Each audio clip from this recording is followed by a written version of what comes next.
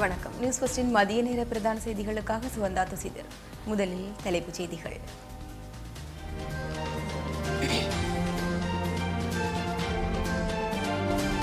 நாட்டில் நிலவும் வெப்பமான வானிலை காரணமாக கண் நோய் ஏற்பட வாய்ப்புள்ளதாக சுகாதார பிரிவு எச்சரிக்கை.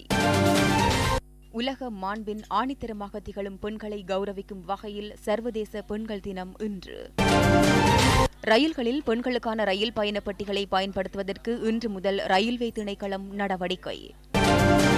பனிலிங்கத்தை தரிசனம் செய்வதற்கான இந்த ஆண்டுக்கான அமர்நாத் யாத்திரை ஜூலை 1 ஆரம்பம்.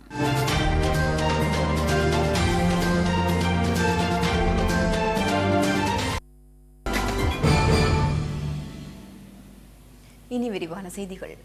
மகளிர் தினத்தை முன்னிட்டு ஜனாதிபதி மற்றும் பிரதமர் ஆகியோர் தமது வாழ்த்துச் செய்தியினை வெளியிட்டுள்ளனர். ஆசிய நாடுகள் பலவும் வாக்குரிமையை பெற்றுக் கொள்வதற்கு முன்னதாகவே இலங்கை பெண் உரிமைக்கு முதன்மையிடம் கொடுத்ததாகவும், உலக அரசியலில் முதலாவது பெண் பிரதமரை உருவாக்கிய நாடென்பதுடன் பெண்ணால் சிகரத்தையே எட்ட முடியும் என்பதை நாம் நிரூபித்து காட்டியிருக்கிறோம் என்றும் ஜனாதிபதி மைத்ரிபால சிறிசேன தெரிவித்துள்ளார்.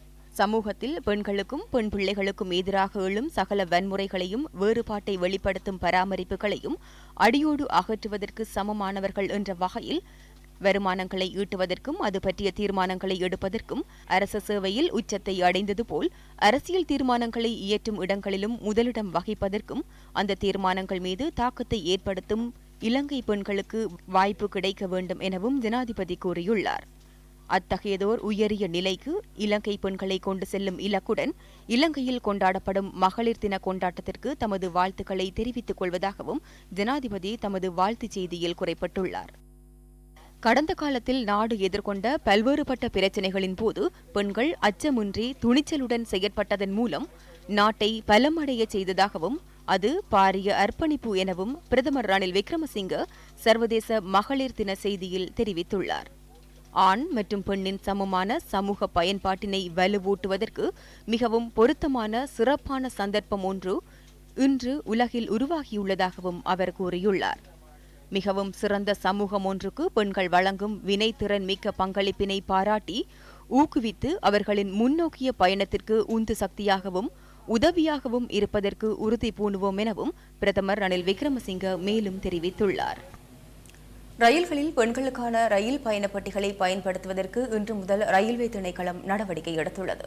சர்வதேச மகளிர் தினத்தை முன்னிட்டு இந்த நடவடிக்கை எடுக்கப்பட்டுள்ளது. போக்குவரத்து அமைச்சர் அர்ஜுன ரணதுங்க மற்றும் ராஜாங்க அமைச்சர் அசோக் அபேசிங்க ஆகியோரினால் குறித்த ரயில்கள் வயாங்கொட மற்றும் குருநாகல் ரயில் நிலையங்களில் ஆரம்பித்து வைக்கப்பட்டதாக ரயில்வே பொது முகாமையாளர் டிலந்த பெர்னாண்டோ தெரிவித்துள்ளார். முதற்கட்டமாக 7 அலுவலக ரயில்களில் பெண்களுக்காக ரயில் பெட்டிகள் பயன்படுத்தப்படவுள்ளன. சாகரிகா, சமுத்ராதேவி ஆகிய ரயில்களிலும் மகவ, பொல்ககவெல, ரம்புக்கனை, பங்கதெனிய மற்றும் மீரிகட ஆகிய ரயில் நிலையங்கள் வரை செல்லும் அலுவலக ரயில்களில் பெண்களுக்கான பயண பெட்டிகள் பயன்படுத்தப்படும் என டிலந்த பெர்னாண்டோ குறிப்பிட்டார். நாட்டில் நிலவும் வெப்பமான வானிலை காரணமாக கண் நோய் ஏற்பட வாய்ப்புள்ளதாக சுகாதார பிரிவு எச்சரிக்கை விடுத்துள்ளது. வெப்பநிலை அதிகரித்து காணப்படும் காலப்பகுதியில் கண் நோய் பரவும் வாய்ப்புள்ளதாகவும் சிறுவர்களுக்கு தொண்டையில் வலி, இருமல், கண்வலி ஏற்படும் எனவும் வைத்தியர்கள் தெரிவிக்கின்றனர். கண் நோய் தொற்றிலிருந்து பாதுகாப்பாக இருப்பதற்காக அதிக நீர் அருந்த வேண்டும் எனவும் வெளியில் நீண்ட நேரம் நிற்பதை தவிர்க்க வேண்டும் எனவும் கண்களை பாதுகாப்பதற்கான கண்ணாடிகளை பயன்படுத்த வேண்டும் எனவும் ஒரு நாளைக்கு 3 அல்லது 4 தடவைகள் குளிர்ந்த நீரில் முகத்தை கழுவ வேண்டும் எனவும் வைத்தியர்கள் தெரிவித்துள்ளனர். இதேவேளை இன்று காலை 8:30 வரையான 24 மணித்தியாலங்களில் நாட்டின் பல பகுதிகளில் வெப்பநிலை அதிகரித்து காணப்பட்டதாக வளிமண்டலவியல் திணைக்களம் தெரிவித்துள்ளது. அதிகூடிய வெப்பநிலையாக 35.5 பாகை செல்சியஸ் குருநாகலில் பதிவாகியுள்ளது. வவுனியா மற்றும் மகா இலுப்பள்ளம பகுதிகளில் 35.3 பாகை செல்சியஸ் வெப்பநிலையும், அனுராதபுரம் பகுதியில் 35.4 பாகை செல்சியஸ் வெப்பநிலையும், பொலனறுவையில் 31.1 பாகை செல்சியஸ் வெப்பநிலையும் பதிவாகியுள்ளதாக வளிமண்டலவியல் திணைக்களம் தெரிவித்துள்ளது.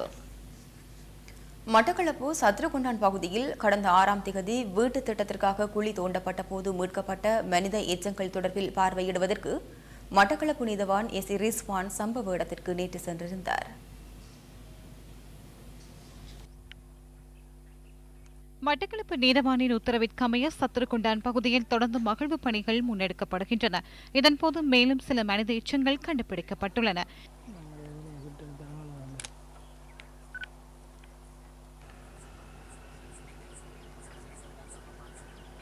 இங்கு மீட்கப்பட்ட அனைத்து மனித எச்சங்களும் நீதவானின் உத்தரவிற்கமைய மட்டக்களப்பு போதனா வைத்தியசாலைக்கு கொண்டு செல்லப்பட்டுள்ளன. இந்த சம்பவம் தொடர்பில் மேலதிக விசாரணைகளை மட்டக்களப்பு போலீசார் முன்னெடுத்து வருகின்றனர்.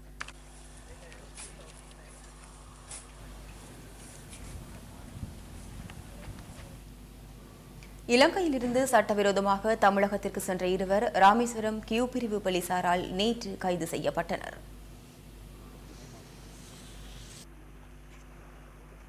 ராமேஸ்வரம் சேரங்கோட்டை போலீசாருக்கு கிடைத்த ரகசிய தகவலை அடுத்து மேற்கொள்ளப்பட்ட தேடுதல் நடவடிக்கையை அடுத்து பிளாஸ்டிக் படகுகளுடன் இருவர் கைது செய்யப்பட்டுள்ளதாக எமது ராமேஸ்வரம் செய்தியாளர் தெரிவித்தார். போலீசார் மேற்கொண்ட விசாரணையின் போது குறித்த இரு படகுகளும் மன்னார் மற்றும் புத்தளம் பகுதிகளைச் சேர்ந்தவை என்றும் சட்டவிரோதமாக தமிழகத்திற்கு செல்ல முயற்சித்துள்ளமையும் தெரிய வந்துள்ளது. ராமேஸ்வரம் முகாமில் உள்ள உறவினர்களை அழைத்து வருவதற்காக இவர்கள் தமிழகத்திற்கு சென்றுள்ளமை ஆரம்பகட்ட விசாரணைகளில் தெரிய வந்துள்ளது. சம்பவம் தொடர்பில் ராமேஸ்வரம் சேரங்கோட்டை போலீசார் மேலதிக விசாரணைகளை மேற்கொண்டு வருகின்றனர்.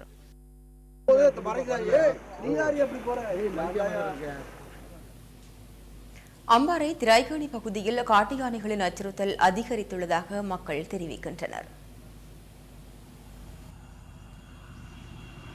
அம்பாறை திராய்கேணி பகுதிகளில் காட்டு யானைகளின் அச்சுறுத்தல் அதிகரித்துள்ளதாக மக்கள் தெரிவிக்கின்றனர்.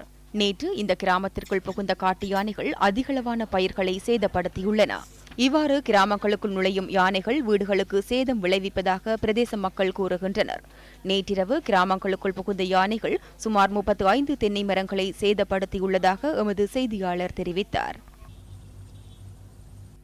20-25 தென்னை மரத்தை அப்படியே முட்டா அழிக்கப்பட்டிருக்கு. மரம் என்னன்னு சொன்னா அப்படியே 6 மாதத்துக்கு ஒரு 6 மாதத்துக்கு இப்படி அடிச்சடிச்சு போட்டு போகுது. இதுக்கு ஆன வேலிகள் ஒன்றுமே இல்லை. நீங்க அதிகாரி மாதிரி இருக்க நடவடிக்கை நீங்க எடுக்கணும். யானை தொல்லை இந்த கிராமத்தில் மிச்சம் அதிகமாக இருக்கு. இதை இந்த அதிகாரி மாதிரி ஒருத்தரும் பார்க்குற மாதிரி விலகுற மாதிரி இல்லை. எங்கட 6 மாதத்துக்கு ஒரு தரம் இந்த தென்னந்தோட்டத்துக்களை பயிர்கள் அழிச்சு கொண்டே போய் கொண்டிருக்கு. ஆன வேலி இல்லாததான் இதை நடக்குது. அதிகாரி மாதிரி இதை கவனத்துக்கு எடுத்து இந்த யானை வேலியை போட்டு தர மாதிரியும் தாழ்மையும் கேட்கிறேன். இதேவேளை அனுராதபுரம் தம்புத்தேகம பகுதியில் யானை தாக்கி ஒருவர் உயிரிழந்துள்ளார். நேற்று மாலை இந்த சம்பவம் இடம்பெற்றுள்ளதாக போலீசார் தெரிவித்தனர். சம்பவத்தில் சிரிபுர பகுதியைச் சேர்ந்த 51 வயதான ஒருவரே உயிரிழந்துள்ளார். சடலம் தம்புத்தேகம வைத்தியசாலையில் வைக்கப்பட்டுள்ளதுடன் தம்புத்தேகம போலீசார் விசாரணைகளை முன்னெடுத்துள்ளனர். கொழும்பு ரோயல் கல்லூரிக்கு எதிரான நீல வர்ணங்களின் மோதல் வருடாந்த கிரிக்கெட் போட்டியில் கல்கிசை புனித தோமஸ் கல்லூரி அணி துடுப்பாட்டத்தில் பிரகாசித்துள்ளது. போட்டியில் முதல் இன்னிங்ஸில் துடுப்படுத்தாடும் கல்கிசை புனித தோமஸ் கல்லூரி மதிய நேர போஸ்தனத்திற்கான போட்டி நிறுத்தப்படும் வரை 9 விக்கெட் இழப்பிற்கு 295 ஓட்டங்களை பெற்றிருந்தது.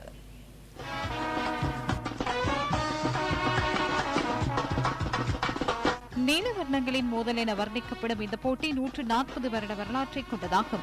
நேற்று ஆரம்பமாகிய போட்டியானது கொழும்பு SCC மைதானத்தில் நடைபெறுகின்றது. கொழும்பு ராயல் கல்லூரி அணி முதல் இன்னிங்ஸில் 158 ஓட்டங்களுக்கு சகல விக்கெட்டுகளையும் இழந்தது.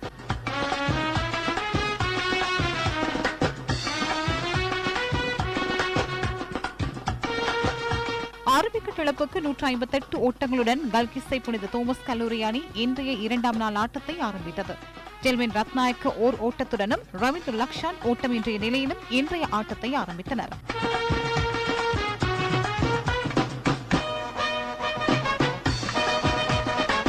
ரவீந்திர லக்ஷான் 2 ஓட்டங்களுடன் ஆட்டமிழக்க டெல்மின் ரத்நாயக்க 3 ஓட்டங்களுடன் வெளியேறினார்.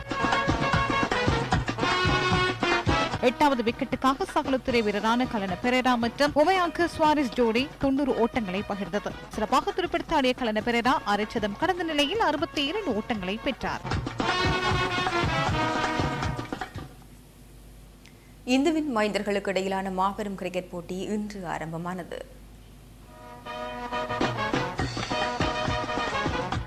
பம்பலப்பிட்டி இந்து மற்றும் யாழ் இந்து கல்லூரி அணிகளுக்கு இடையிலான மாபெரும் கிரிக்கெட் போட்டி கொழும்பு பீசாராவல் மைதானத்தில் நடைபெறுகின்றது. 10 வருட வரலாற்றை கொண்ட இந்த போட்டி இந்துக்களின் சவால் என அழைக்கப்படுகின்றது.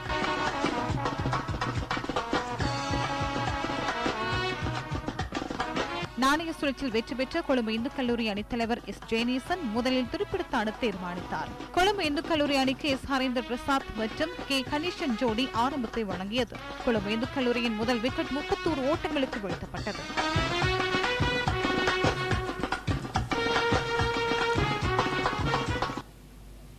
இத்துடன் நியூஸ் ஃபர்ஸ்டின் மதிய நேர பிரதான செய்திகள் நிறைவடைகின்றன. வணக்கம்.